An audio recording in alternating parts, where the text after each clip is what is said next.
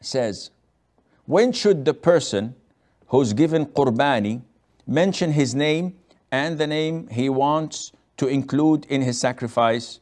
Is it at the time of buying the animal or when actually slaughtering it? Okay, first of all, let's do some translation. What's the meaning of Qurbani? Qurbani is the Urdu way of saying Udhiya.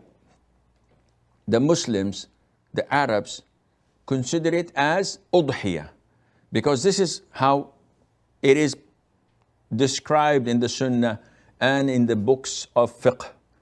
Qurban is a sacrifice. It's an originally Arabic word, but Qurbani has nothing to do with the Arabic. So, but it's used in the subcontinent and we explain it just for the people to know. So Amna's question is, this sacrifice for people who are not going to Hajj. So the Muslims are divided into two types. Pilgrims who are going for Hajj and non-pilgrims who are the vast majority of the Muslims. Those non-pilgrims, it is highly recommended, Sunnah Mu'akkada, for them to sacrifice and to slaughter a udhiyah, a ram, or 1/7 of a cow, or 1/7 of a camel. So 7 can share in a cow, 7 people can share in a camel, and 1 person can sacrifice 1 sheep, 1 goat, 1 ram. Amina's asking about this ram I'm going to sacrifice. Is it permissible for me to include others in it? The answer is yes, providing those others are among the living who live under your roof.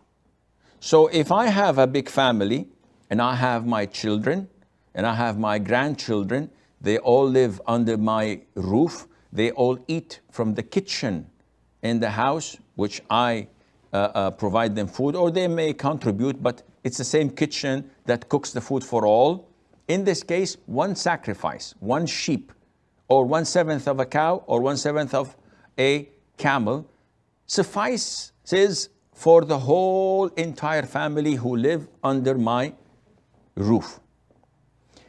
As for the dead, I also am entitled to include the dead. So I include in my same ram the living under my roof and those who have died, such as my father, my mother, my grandparents, my uncle, my cousins. Now, when do I have such an intention? Is it when I buy the ram from the souk, from the market, or when the actual slaughtering is done? The answer is when the actual slaughtering is done. However, do I have to say it? So before slaughtering or before the butcher starts to slaughter, I say, listen, this is on behalf, and I get my list on behalf of so and so and so and so and so and so. Do I have to do this? No. Is it a sunnah? Some scholars say yes, because the Prophet used to say, this is on behalf of my family and the ummah of Muhammad. So uttering it is just a sunnah. It has nothing to do with the validity of your sacrifice. It has nothing to do with your intention. So what counts is my intention. So if I just go to the butcher and I say, listen, this is my sacrifice, slaughter it for me. And I don't tell him on who is it. This is sufficient. I don't tell him on who it is. This is sufficient. All what I need to know is that I personally know who is it intended for. And this would suffice, inshallah. I'd like to add, if I may, there are no callers, so I can afford that.